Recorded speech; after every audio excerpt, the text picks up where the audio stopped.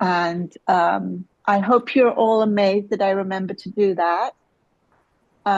It's been my mantra today. Remember to record, remember to.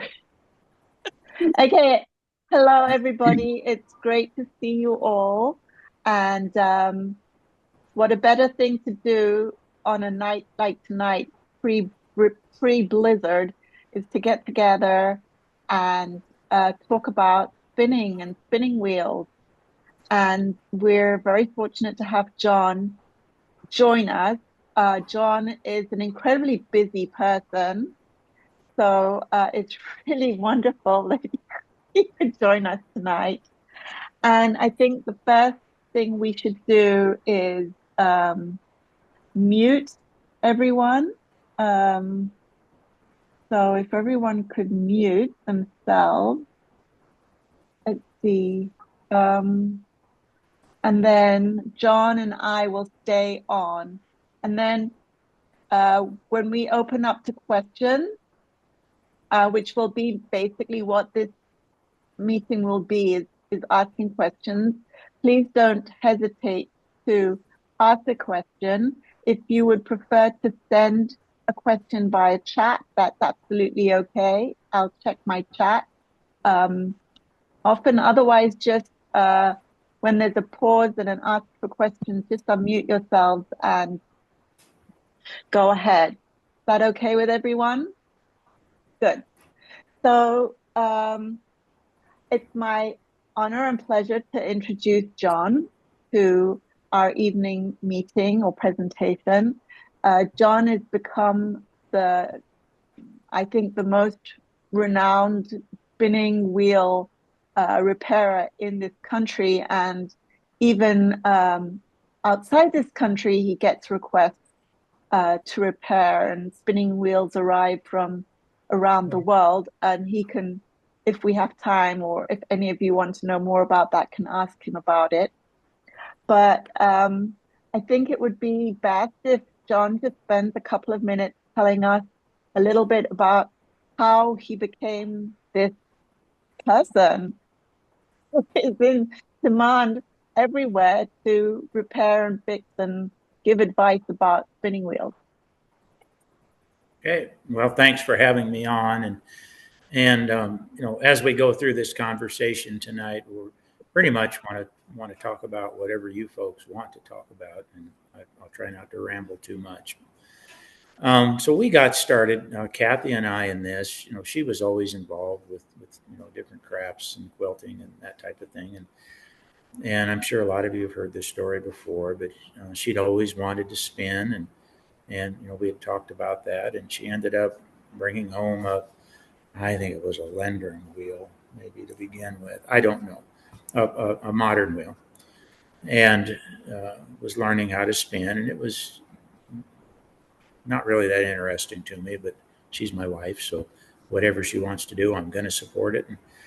And then she got interested in antique wheels, and we went to look at a few, and as most of you know, she just started bringing home more and more wheels, which is fine, and started asking me, can you fix this? Why is this squeaking? Why is this hard to treadle? Can you make bobbins? That type of thing. And I had a shop and had some skills just from my career in the past, and typical male ego, when she says, can you do something, I would say, well, yeah, I can do anything, even if I didn't know how to do it. And the next thing I knew, I was learning how to work on wheels, and then some of her friends were asking, and it just kind of blossomed from there. Back then, I was working a full-time job and then some, so it was just evenings and weekends. And then, as retired in 2020, then it's turned into, it was supposed to be just kind of a part-time thing, but it's turned into almost a full-time thing in retirement. But as the word kind of got out, just more and more requests came in, and then we started a Facebook page, and then it just went nuts. So that's kind of how we got going. And well, congratulations. maybe. Amazing. In 4 year, what, 5 years, you've accomplished this. Yeah. Well, I mean, we were working on them, long, before I retired, but now it's, we've had to add a building on. There's probably 40 or 50 wheels here behind me that either need worked on or have been worked on, plus who knows how many parts orders. And we're staying booked out way, way too far. It's been very busy, which is kind of a surprise.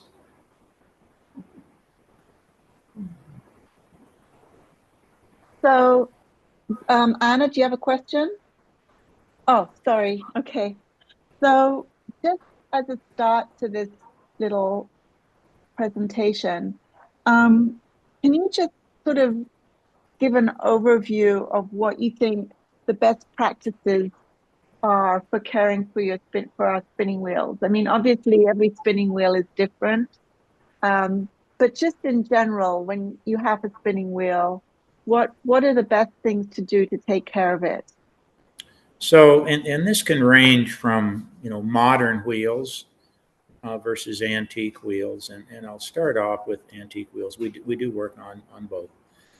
And typically, what we see with antique wheels, the biggest problem we see is folks not lubricating things properly. And pretty much every moving part on the wheel needs some type of lubrication. Sometimes, we recommend every time you sit down to spin, just a few drops on the flyer bearings. Every time you change a bobbin, oil those bushings. Most antique wheels will have leather bushings on the ends of the bobbins. A lot of times those are missing, but originally most of them were leather. Other than we get into the Quebec wheels, the Canadian production wheels, which used Babbitt. But regardless of what they used, oiling those, some oil in the drive wheel axle area, that type of thing, and it takes all of about 30 to 60 seconds at most. And then it's keeping them somewhat clean. As you do oil things, it can attract dust, it can attract dirt.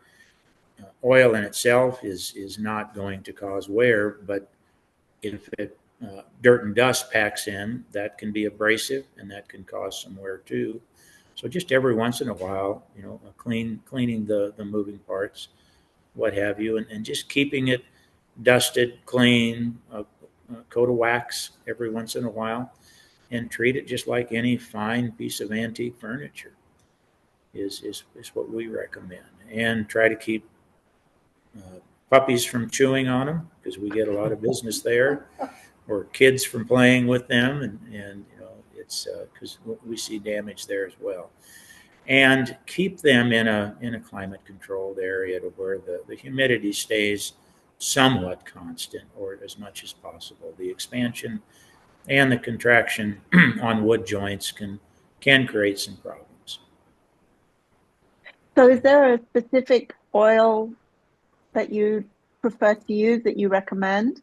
So on the metal to leather or metal to wood, we use just a 30 weight non-detergent oil. We found out that some of the spinning wheel manufacturers, that's what they were using when they were bottling it up, and it seems to work very well.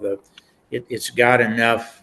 It's heavy enough that it holds well versus a real lightweight penetrating oil that would just soak in. And they make these nice little needle oilers now to where the oil's in a bottle with a 2 or 3 inch needle oiler on the end, and that allows you to really get into some tight spots. But excuse me, you really don't need to over oil because that can create problems also. When it comes So, to how do wood, you know? well, if you see oil dripping off your wheel Then you've under your got too foot, much. yeah, you've put too much on. Yeah. You really a little bit goes a long ways. It really does. And I've seen, people can get carried away on the flyer bearings or on the bobbins to where it's coming out the end, and then you start spinning and you got oils, flying around. You don't really need to do that. When it Right. comes to like the tension screw, to which is a wood screw that's going into a wood threaded block, Typically, we don't want to oil wood on wood, but some paraffin wax works well, or even soap. And avoid beeswax. Beeswax gets sticky, but the paraffin wax really seems to work well. And you only need to do that if it starts to squeak, if they start to stick and hang up. Most of the time, you don't have to do anything with those. So, And then you said that it's important to clean it. So how do you do that? Like do the dry cloth or yeah, just a dry cloth or even a damp cloth, not wet, but just damp, just to get the dust off and clean any oil off, and then just a good coat of wax every once in a while. And part of that can kind of depend on the age of the wheel and what kind of finish it might have had on it originally, and how smooth it is. Excuse me, I get to talking too much here. The A lot of the older woods that maybe have been sitting out in a barn and they get weather checked, and there's a lot of crevices in there. It's hard to keep them dusted. I use a toothbrush on all the wheels that come in to get into those small areas. Just so when we send a wheel back, it looks nice at least once. And how people keep them from there is up to them. what about staining? Staining. So when we're making new parts, one of the things that we do that's a little different than some other restorers, and I'm not saying it's right, it's just different, is we like to, when we make new parts, we like to try to match the wood, and we like to try to match the color of the wood and the tone of the wood with the original wheel and the parts.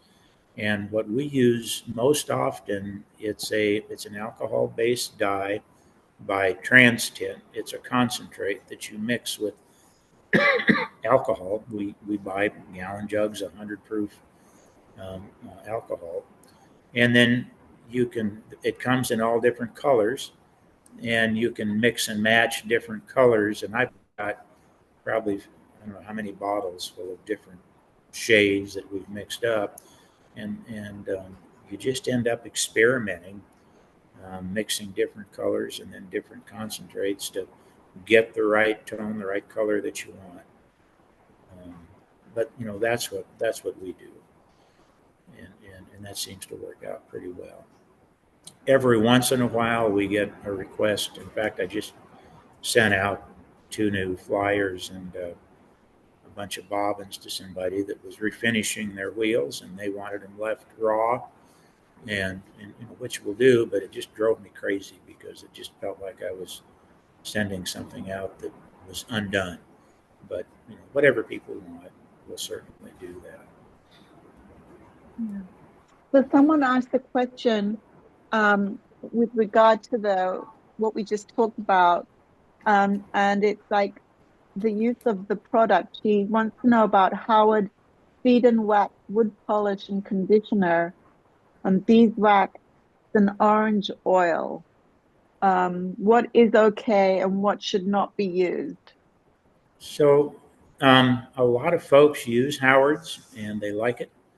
I've tried it and used it in the past.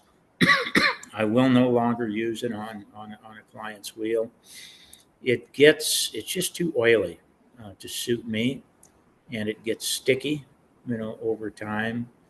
And I'm not saying it's evil by any means. If people like it, I would just suggest use it very, very sparingly, and a little bit goes a long ways.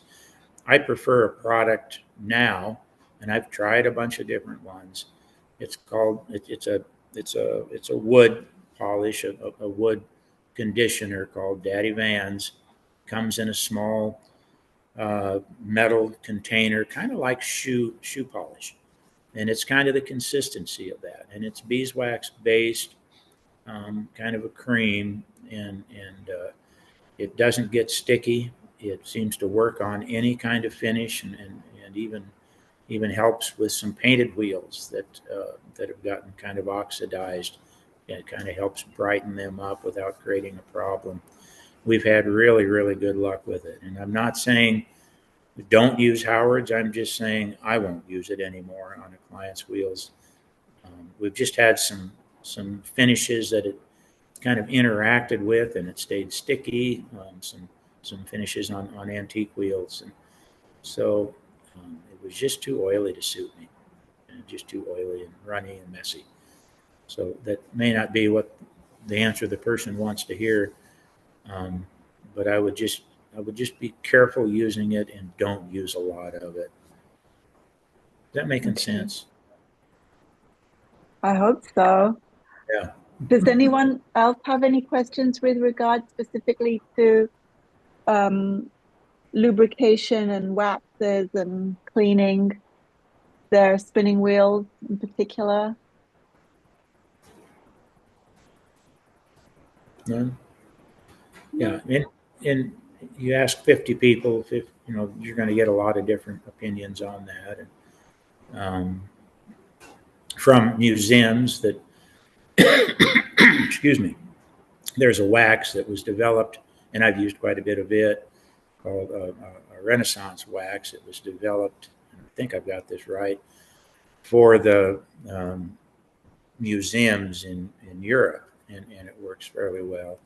Typically, what I'm told is that when it comes to museum pieces, they like to use a regular paste wax, and because it doesn't soak into the wood, doesn't create any damage. It's just more of a surface finish on top, and just helps protect things a little bit. Now, when it comes to a modern wheels typically um, are are going to have a smoother finish. They're probably going to be sealed with a modern sealer, and then it's just treating it like any modern piece of furniture, which is typically a furniture type wax, just cleaning and a furniture type wax. Seems I to have work well. there's another question I received. Did someone have a question? How about Murphy's oil soap to clean the wood? So I don't think there's any problem using that. I don't. I typically will use a warm soapy water, Okay. but a lot of people do with good results. I have in the past. I just don't really find a need for it now. Okay. So when you say soapy water, like Dawn dish soap or Yeah, very very mild, okay. and but normally all it really takes is just a damp cloth and some warm water. One of the things that we're not trying to strip wheels. We're not trying to remove every piece of evidence of old oil or um, the wax that comes from the wool, that type of thing. We want to leave the patina alone. We just want to clean it up a little bit. Okay. And sometimes people will buy an antique wheel and where they've been oiled over the years, where the wool wax is built up, they want to get rid of all that. And typically, um, we like to take the view of what would a museum do with this. They wouldn't do that. Okay. And so, if I'm answering your question, so we're really not trying to degrease the wheel and remove a lot of that. Okay. I mean, we do. I don't know. It seems like half the wheels that come in have got white paint spackled on them. I don't know why. Just because they've been someplace and there's been painting around it, and so when we run into that kind of stuff, we try to remove that. Um, but we really don't like to refinish wheels. We want to preserve the history, and that wheel has earned the right to have those scars and the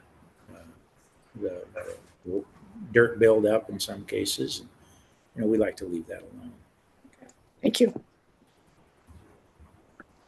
Someone else has asked a question it's a very specific question. It's about her Magicraft Little Gem 2 spinning Mm. wheel. The main large drive wheel cracked, the outer layer only. And she has no idea how this could possibly happen as it was just sitting in her sewing room undisturbed. Any idea how that could have happened? Well, so Kathy's got one of those, and one of the things that I was surprised, they're a wonderful wheel. The only thing that I don't like about that particular wheel is the drive wheel is made out of pressed wood, um, basically sawdust that's glued together. And then the outer, they put a veneer on the outer layers. And the problem that you get into is it does expand, it does contract, and I'm sure that's probably what happened to the veneer because it's made out of two different types of material. It expanded and contracted at different rates, and the veneer, cracked as a result. Would be my guess. And I understand why they made them that way. They'd be less prone to warping, perhaps, and it's cheaper and it's easier. But I've seen others that have cracked that way, and then seen photos of others. So, and I'm not saying it's normal, but they're maybe a little more prone to that than other designs because of that. And I don't think she could have done anything to avoid that if she's keeping it in her home. If she was keeping it in the garage and then bringing it in, that'd be another story. But really, I think it's not anything she did. My guess is it's a design issue. Yeah, And that's my well, guess.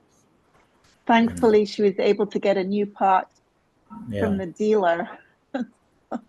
But you Well, wouldn't say that that's not a reason to not get one of those. no, they are a well-built wheel. That's just one area that, and I'm a little biased. I wouldn't design it that way myself. It's just the wheel is they're well designed. They're beautiful wheels. They've used gorgeous wood. It's just when you look at that one area and you think, well, that looks kind of, just doesn't fit with the wheel. If that's making sense to you, Grace. I have a Magicraft and I've had it since the early 90s.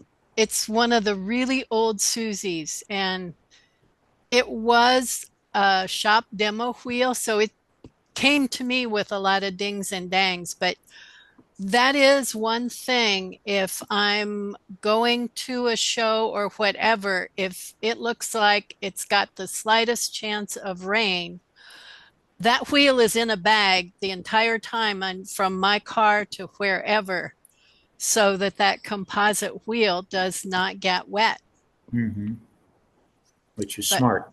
yeah, Yeah. fortunately, I've not had a problem with anything splitting or anything like that. And sometimes I'm a little rough on things, but thankfully it's survived. Yeah. Well, they've made thousands of wheels just successfully, and I would certainly guess that by far the majority of them haven't had any problem. And so I wouldn't be scared to buy one a bit. It's just kind of an odd way to build it. So the person that asked the question, I think, Christine, I'm sorry, I'm not sure I understand. Christine sent a question. The new wheels now come with bamboo as the outer layer. So I think maybe you got a replacement of a bamboo cover outer layer. What's yours? I don't know. I'm not sure I understand what this little message I got says. It says that Magicraft was 20 years old. Right, she got it in 2005, 20 years ago. And the new wheels now come with bamboo as the outer layer. So she's no idea how that holds up. Did you know about the new outer layer of bamboo, John? I do know. I don't know what Kathy's has on it. I don't recall. I put Anyway, it together for her, and I don't think I've looked at it since. But so, there's too many wheels here. so can you tell us a little bit, like, what was the oldest wheel you've ever worked on, or some of the oldest wheels, like, and how did they come into your work? How did they get to your workshop? So it's a little difficult to say so many times how old wheels are. Often, very, very often, people want me to tell them, how old is this wheel? And sometimes, if there's a maker's mark, and we've got books and we can look up, and sometimes we get lucky and we can find out, this particular maker, based on his mark, made wheels from this time period to this time period, and give a good idea. The majority of wheels that come in, they were made in the mid 1800s. Obviously, we've got some that are made in the 1700s, but to know exactly how old it is, I don't really know. It's like, Grace, this wheel of yours that's behind me. Do you know when those were made? 1700s something, I think. But Yeah, a long, long time ago, yeah, somewhere around 1680 to, well, in some parts, they're still making them and using them. yeah. So it's a common question, and that's a little difficult to answer because so many of these wheels are, all we can do is give a range to people. And so, not trying to be evasive, but I don't want to make something up either. Their answer is, I really don't know. Um, That's I can tell you, okay. but As that's long about as it. you can fix them, that's all that matters, right? Yeah. Yep. Yeah. That's So that. Grace has a very good question. Grace wants to know who has more wheels, you or Kathy? I can't quite hear you.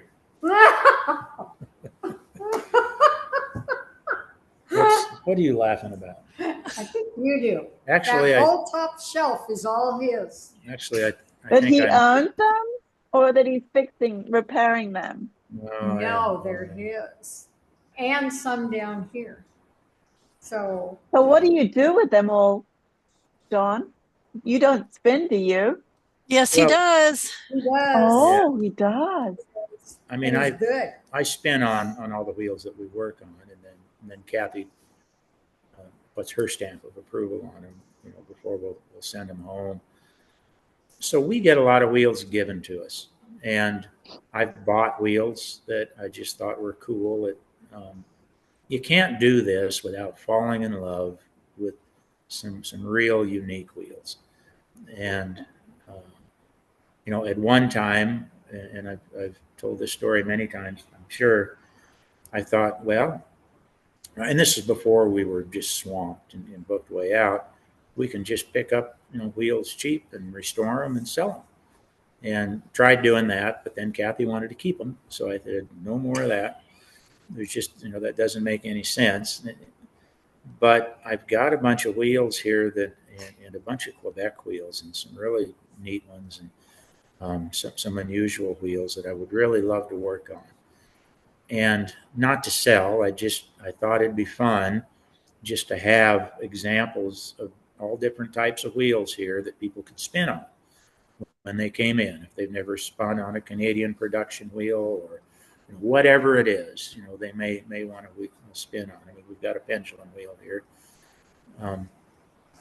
And just kind of have a showcase to where people could play with them and spin on them.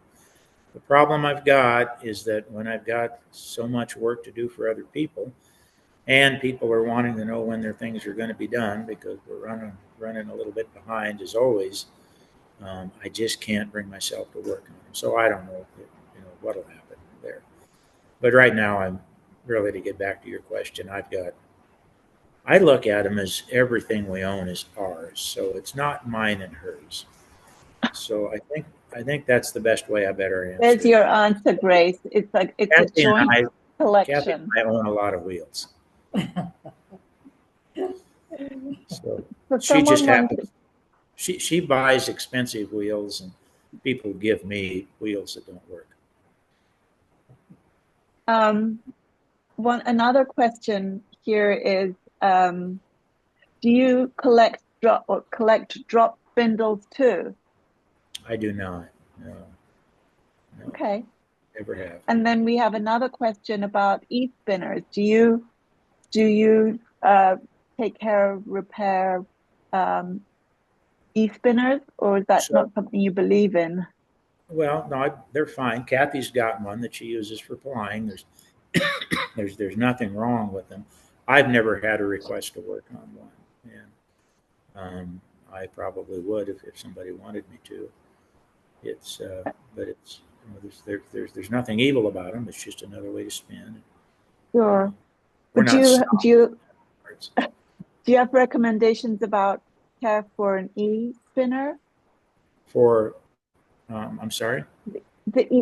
For an e-spinner, is it the same general maintenance that you talked about earlier, or is there something different you should do with an e-spinner? I don't know that I'm qualified to even answer that. Okay. I've never worked on one. Kathy has one. I've looked at it, thought, well, that's nice, but I've never touched it. So I really don't know anything about it. I'm sure that I mean, I can fix anything Okay. on Well, anything. when Kathy's breaks down, you can let us know how you fixed it, what you did Yeah, to it. I doubt there's a Hopefully, it lot that, won't break down. yeah, Yeah. hopefully not. The biggest Right. thing with e-spinners is to keep the pulleys with the drive band clear of all fiber. Check that every time you sit down to spin and when you get up from spinning, because that's what's really going to screw it up when things get wrapped around the pulley. And yeah, then everything goes to hell. Hmm. Yep. Right. Good. So talk to Grace if you've got problems. Yeah. We'll have And I just, Grace on the next time. yeah, I mean, again, not snobbish about any of that. Nobody's ever asked us to work on one. So, Right. So what is the newest wheel that you've worked on? Do you get like really new wheels, or is it typically oh, yeah, yeah. We get quite a few modern wheels in. Um, Interestingly enough, we get a lot of Ashford travelers in, and traditionals, probably more traditionals than anything, because there's a lot of them out there, and they sit and they sit and they sit and they seize up, and then so a um, lot of we've got to just take them all apart and get things cleaned and realigned. So we've worked on a lot of those. Um, the Jensen wheels. Of course, Mr. Jensen's no longer making those since he passed. We make a lot of parts for Jensen wheels. There's a dealer out in Colorado that just sends a ton of work to us. She used to be a dealer for them, and we make. If it's a wheel that is in production now, we prefer not to make parts for it, feeling that the current manufacturer should be doing that, and it just isn't right for us to try to do that. But if it's an out of production modern wheel, we will make parts, bobbins, that type of thing, and we will work on them too. And even in production wheels, we'll work on them from time to time. So I don't know. We've worked on, the other day I had of course it's out of production, Alden Amos wheel in here that came from Minnesota. In fact, it just went home this week, didn't it?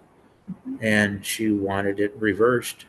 And I always get left hand versus right hand mixed up, but basically it was the Saxony style, and she wanted it reversed, which was easy to do, and do it in such a way that it can be easily taken back to its original state.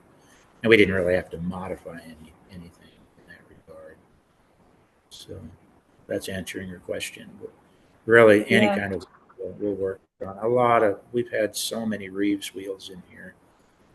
Um, the original Reeves wheels, and So typically, you're saying if it's a wheel in production, then you would prefer that the manufacturer take care of the issue rather than you. well, so let's say it's a Kromsky wheel. Kathy's got a bunch of them in there. I don't know, quite a few. And if somebody was having issues with their Kromsky wheel, and I don't know, whatever it was, we'd be happy to tune it up for them or make repairs if things are broken, because to get Kromsky to do that's probably difficult to do. And we get a lot of referrals from the Woolery to work on wheels like that. If they wanted Kromsky bobbins, we would tell them, you should go to Kromsky or the Woolery or wherever to buy those. We preferred not to take business away from current wheel manufacturers. I just don't think that's the right thing to do. But if it's working on the wheel, normally the manufacturer does not want to do that anyway. And yeah, we're happy to do that. Does that make sense to you? Yeah, to me it does. I hope it does to everyone else. So do you go to, let's say let's say you're interested, one is interested in antique wheels and they go to sales, estate sales, things like that. Um, what should they look for? Be sure that, that they say they fall in love with something they see there, but they need to look it over, to make sure it's what it should be, or has what it needs to have. What should they be looking Yeah. for to know that they take it home and it's going to be okay and they don't need to send it to you?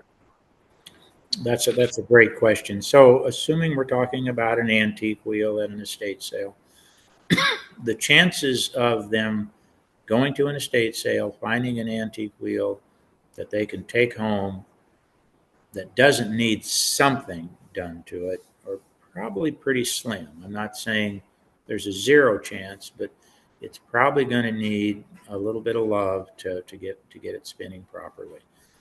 The first thing that folks need to look for, and this is a great question, and we run into it all the time, are all the parts really there?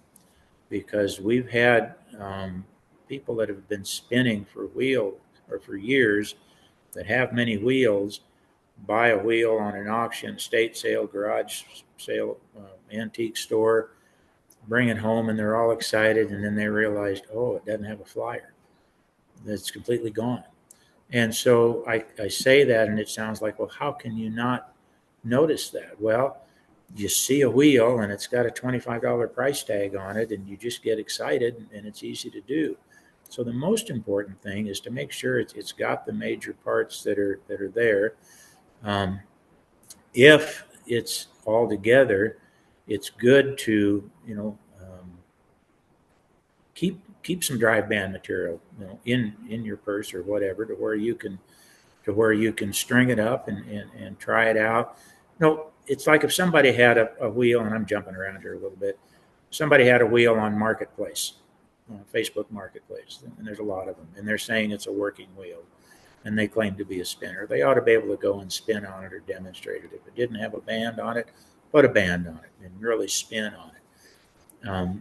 Things that are at antique stores or estate sales or auctions, typically our experience has been they're probably not going to be a wheel that is a working wheel at that time. It may be that it just needs 10 minutes worth of work. It may need some extensive repairs. But look to make sure that the parts are there, the flyer's not broken or cracked, the wheel is spinning true, not hitting on anything, the tensioner is not froze up, the leather flyer bearings are in good shape, the bobbin's not seized, the flyer hooks are in good shape and still there. But all of those things, I wouldn't keep any of those things from buying a wheel, because those are all simple things that can be taken care of. Missing major parts like a flyer, then you're talking quite a bit of money to replicate one, that type of thing. And so I would be cautious about that. The other thing, and I'd invite people, take some pictures and text them to Kathy or I. Unfortunately, we live with our phones in one hand, it seems like anymore. And a lot of times we have people say, hey, I'm at this antique store looking at this wheel. Here's pictures from different angles. What does it need? What do you see? And we can give people a good idea. Give us a call. It's, that's free, and it can save you a lot of headaches. Whether we work on it or not, we don't care. We just want people we want people to buy antique wheels and, get them back working and enjoy them.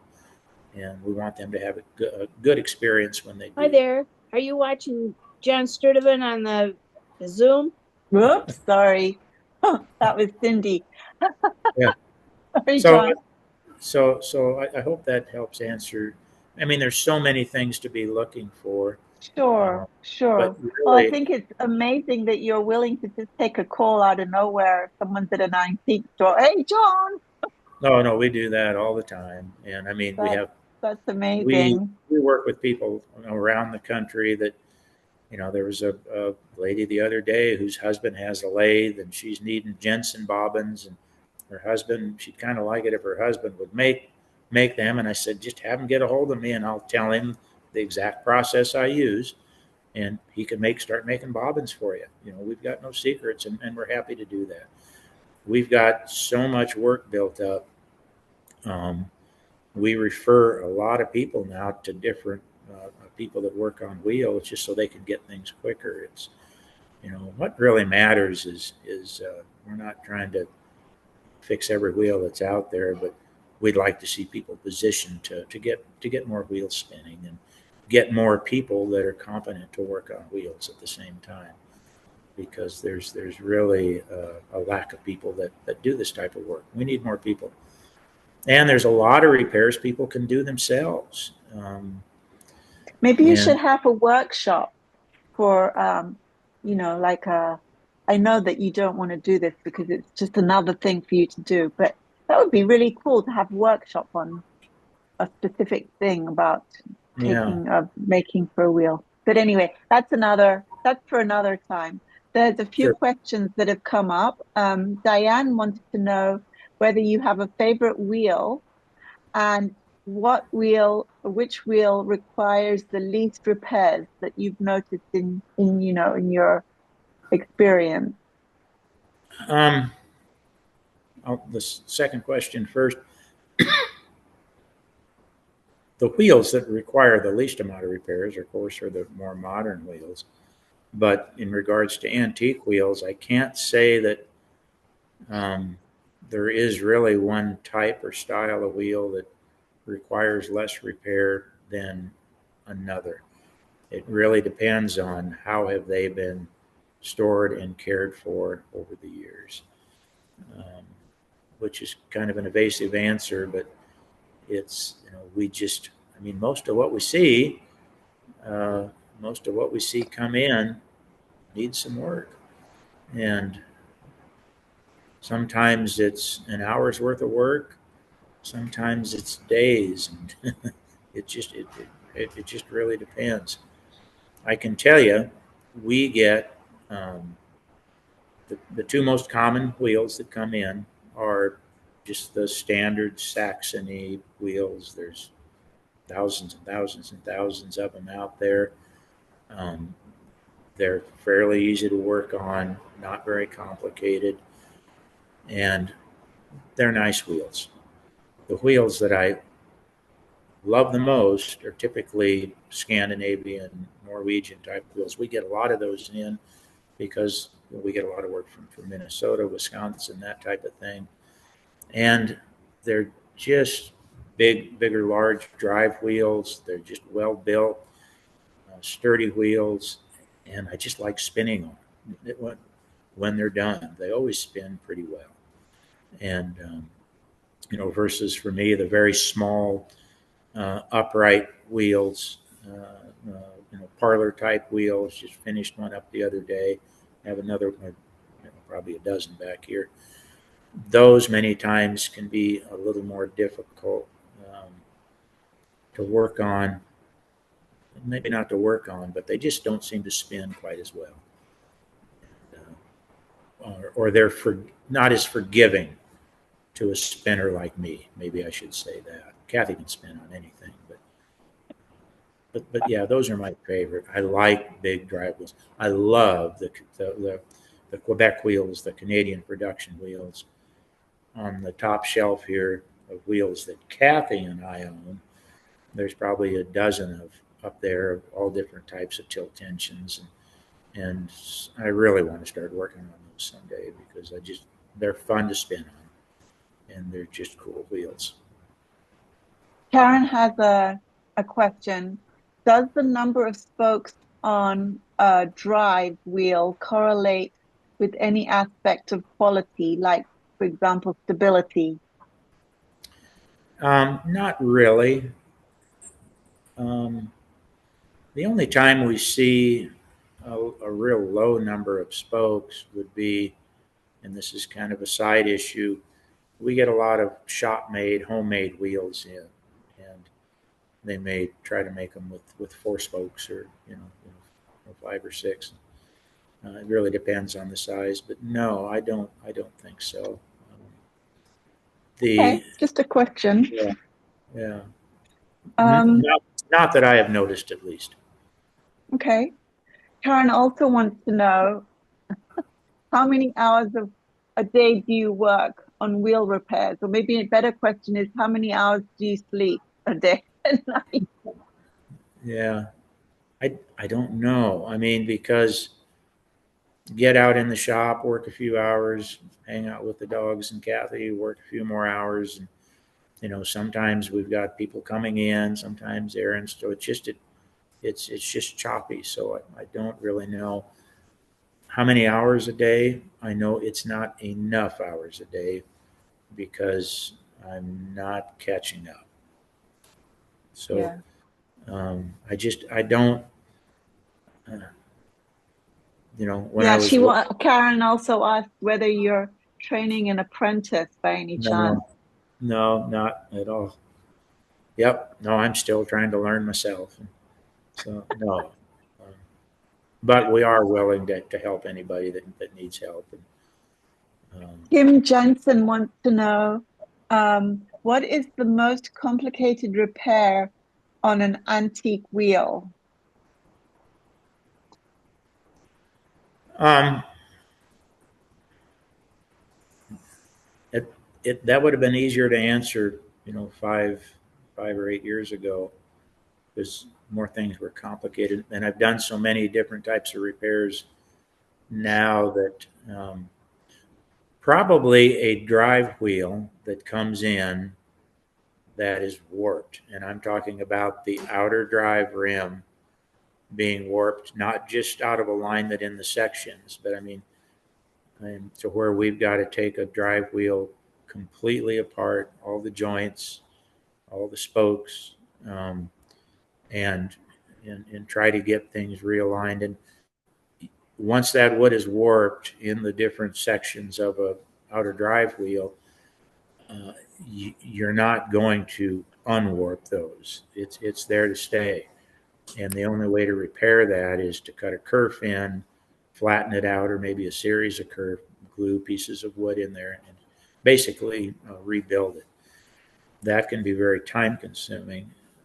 When I say complicated, it's nothing seems that complicated anymore to me, just because we've done so much of it, whether it's flyer repairs or. Um, I don't know if I'm giving a good answer to that. I know the most frustrating can be warped drive wheels, just because they take a lot of work, and it's there's a lot that goes in to the proper construction of a drive wheel, and to take every bit of that apart. Hopefully, it's not been glued together, and then get it all back together the way it's supposed to be. There's just a lot of work involved, and no room for error. Another question we have from Judy is what is the wheel on the shelf over your left shoulder? Does it have a double drive, two heads over your left shoulder? I have no idea which it is. Kathy's going to go point for Judy. I can't see. Talking about these, This is my left. these, Judy, this it? Judy, Yes, are that's you the there? one. Yes, yes, Hey, Judy. Hi. yes, that one. Is it got two heads? Yeah. Oh, Has it got two what? two drives, like two heads. So Got two wheels. that's an accelerated wheel. Oh, cool. Wow. What does that You mean? you need to come see us again. Okay. Yeah, There's basic. another one. Yeah, basically, Wow.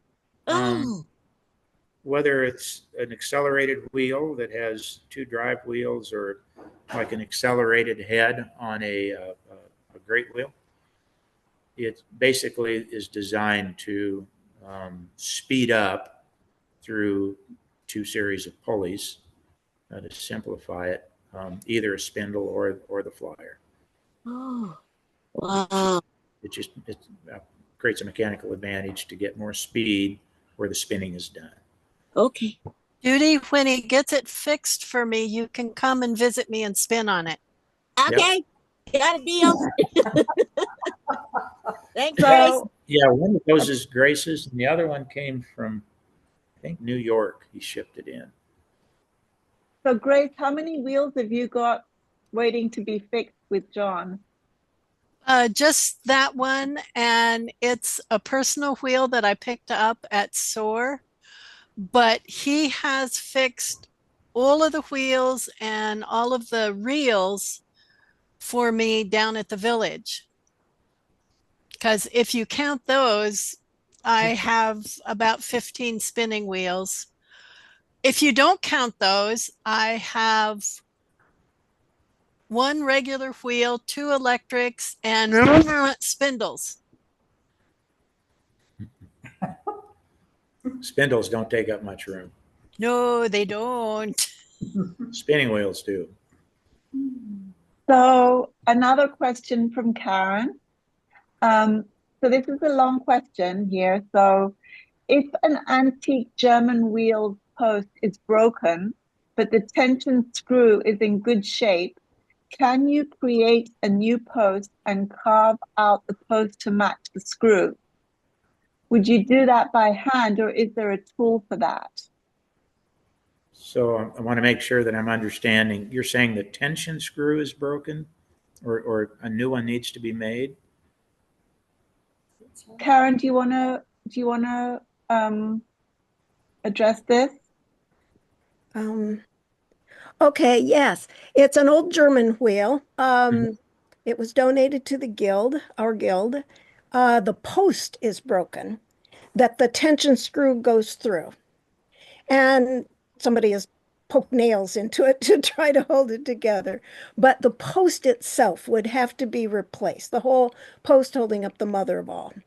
And so, do you have a tool for carving a hole through a new post that matches the old tension screw? Or do you do it by hand? And if so, how many hundreds of dollars would it cost? So it needs new female threads. Yes. Okay, in the tension bar. And you're saying that the threads now are just non-existent, or typically I would look at something like that to see first, instead of making a new one. We always see what will it take to restore this part, because our job is to restore things, not throw them away and make new parts. Mm-hmm. Very seldom is something so far gone that we cannot repair it. And so that's always, what we like to do. When we do need to make making a tension screw, not that big a deal. We do that all the time. the internal threads matching those can be more difficult. And so that's why we try to repair those pieces. When we have had to make female threads to match an oddball wood screw, and this is going to sound crazy, we've actually used a product called epoxy sculpt, and we've had really, and you can't see it, really good success molding that around the screw and basically making a nut that we're then able to insert. And that stuff is just bulletproof. It lasts forever. But very seldom, unless the threads are completely gone, do we need to do that? I'll So send you can a it be fixed? So I will guarantee you it can be fixed or repaired. How much it will cost without sending me some photos or me seeing it, I'd really hate to say. Okay. Thank you. You bet. So I hope that answered your question. Actually, Karen has another question, and it's if you're crafting bobbins for an old wheel with milk paint, do you paint the bobbin? So we don't. I've tried to stay away from painting anything. We have had cases to where we get a lot of painted wheels in, and if we have to make a new part, if I can't use a dye that will match the paint, and a lot of times we can't, then I will mix and match some paints to do that. But it's typically a latex, not a milk paint, and so it's just something we've tried to avoid. I've had really good luck with some various wood dyes in various colors, matching a lot of the paint colors. So most of the time, when someone has a painted wheel and they want new bobbins, they want bobbins made out of cherry that are just dyed a nice vintage maple neutral color, because normally when we see bobbins on a painted wheel, the bobbins were not painted that come in here. They just didn't paint those. Not all the time, but most of them we see are not. So I mean, we can and will, but we like to avoid the paint because it's just a rabbit hole. It's pretty hard to match. The wood colors we can match. Paint colors are harder to match for us. So I hope that answers your question. Can we do it? Yes. It's just it may take longer than making the bobbin, and so we may want to have a talk about the best way to do that. So, John, have you ever made your own spinning wheel, like from the beginning, like from No, scratch? No? no, Do never you have have. any, would you like, if you had time, would that be a challenge for you? Would that be something that would interest you? It would. I've got a lot of thoughts on what one would look like. It wouldn't look anything like the modern wheels. I just have been so influenced by the antique wheels and different features. It's just one of those things I don't ever see happening. Just So because if it were to happen, were to happen, is there a wood that you would prefer to use? I love cherry, and but I used to make a lot of bows and arrows, and made hundreds and hundreds of those. And there were a lot of exotic woods, African woods, South American woods, highly figured woods. And so, other than the wood would probably, itself cost $700 to $1,000. It'd be fun to make one for me out of exotic woods, zebra wood, that type of thing. But cherry is a little more practical. So anyway, I just don't see it happening. You don't see it happen. Well, but you can dream, right? Yeah. Yeah. Okay. Yeah. Karen has, thank you, Karen, for all your great questions. So Karen has a question. Where do you get your cherry wood? Do you have a local sawmill that ages and dries the wood? So I purchase most of my wood from the woodsmith store in Des Moines, and so it's all been kiln dried, and they bring it in. The Iowa doesn't have that great a cherry, and a lot of it comes from out east. So um, cherry works well. It's a lightweight wood. It's easy to machine, easy to turn.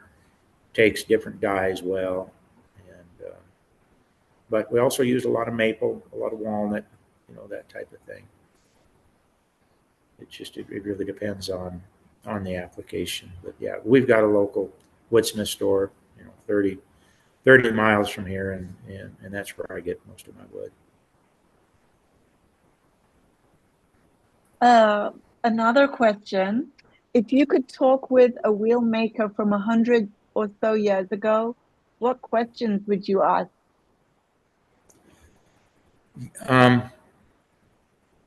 I've thought about that actually, and when I work on wheels, wanting to be respectful, to whoever that was, and wondering if he was looking over my shoulder, if he'd be smiling or shaking his head, and want them to be smiling. If I could do that, it wouldn't be as much the questions that I would ask. I'd want to build a wheel with him exactly the way that they build it and learned everything they learned, or did, and because there's nothing on any wheel that's been in here that I can't make. But I know that I could learn so much from those folks, and my skills and abilities for what I'm doing now would greatly increase if I could learn some of their methods. It's uh, it would be wonderful. I mean, again, that's never going to happen. Even it's the flyer shafts, and of course I repair hundreds and hundreds of flyers, and I have to take the shaft out every time to do that. There's been a couple of times we found maker's marks stamped in the the forging of a flyer shaft that nobody would ever see but me. And I mean, somebody that's really put some pride, and they put their mark on that shaft. And I'd love to see, how did they make those? I know how I make them, but I've got very modern machinery, and yeah, I would, or the wheel cranks. I make a lot of those too, or not a lot of them, but quite a few, or repair them. And I would love to see the techniques that they use, the equipment that they use, that type of thing. So it would be days and days of I'd want to I'd ask a question about every single thing that they're doing. I think it would be great. Yeah, I'm sure in 100 years there'll be people who wish they'd have you like in the room with them while they were repairing their spinning wheels as well. Well, let's hope 100 years from now there's still people repairing wheels, and there's a lot of folks that have way more skill and knowledge than I do, because the wheels deserve it. It just takes time, and takes a lot of time with the wheels. Well, we've been talking for about an hour, and it's been really interesting. And all of us who've heard you speak before have heard something new that we didn't hear before. So it's great. Are there any more questions before we thank John? Because I know there's a show that Grace is wanting to watch. Judy does. Did you have to design tools in order to fix the wheels? So did you have to make some tools? Yeah, quite a few. Um, whether it's turning tools, different jigs and fixtures, that type of thing. So yeah, I have had to make quite a few tools, but that's kind of normal. And but yeah, some of the things that you need to work on, you just can't get on Amazon and buy exactly what you need. You need to make it. So, and that's fun as Grace, well. no, oh no, okay. Yeah, I think your brain is having a wonderful time building and fixing and Yep. thinking about all of this. It's great. Yeah. There's a challenge every day, and um, that's why, you know, when people talk about making a wheel, I'd love to make one wheel, but then I'd probably lose interest. I don't want to make wheels to sell them. I don't want to be in a production environment. It's like making bobbins. I've made, you know, thousands of bobbins, and how do I say this? Making the first bobbin's okay, but when somebody needs 6 bobbins, I start to get a little bored. I like to do something I've never done before, and It's you know like putting a 20-yard warp on them to make like 18 towels. And by the time you've made 4 towels, you wonder, why on earth did I put 20 yards on yeah, there? yeah. Yeah, it must be the same I thing. want to do things that I haven't done before, things that are challenging, and and have problems. If things go well in the shop, if I don't screw up, if everything comes out perfect and everything is easy, I'm going to find something else to do. You know, it's just all the fun will be gone. It's this needs to continue to be challenging and be different, and I need to continue to learn. Well, thank you so much, John. Yeah, thanks I for think having. on behalf of everyone, if anyone else wants to say their thanks, you can either type them up or say something, wave. But this has been fabulous, a real learning opportunity. Yeah, And if anybody needs to get hold of John, our website has his information, and you can go on Facebook and find him on Facebook. And apparently, you can just call him, yeah. Call or and send a he'll help text. you. No, and I do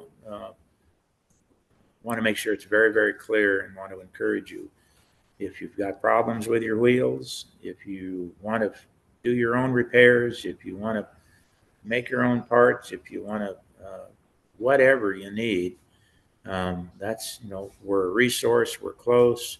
We love talking about that stuff. We like helping people. We've worked with a lot of folks with video conferencing like this, and they're holding their phone up, and why is this wheel making this noise? Or I'm having problem with take up, and or whatever. And you know, we're just delighted to do that. And so Well, thank you it's just very, fun. very much. All right. Well, thank you for having me. Thank you. Yes, we really Thanks, John. appreciate it. Yeah. Thanks. All Thank righty. you, Take care, John. everybody. Don't get You snowed too. in. Thanks, John. Hi, Kath. Well, let's go watch Trump, huh? Yeah. You don't sound enthusiastic. What's the matter? I recorded him. Oh, good. I just don't know. Thanks so much. We'll see you later. Thank you. Bye-bye.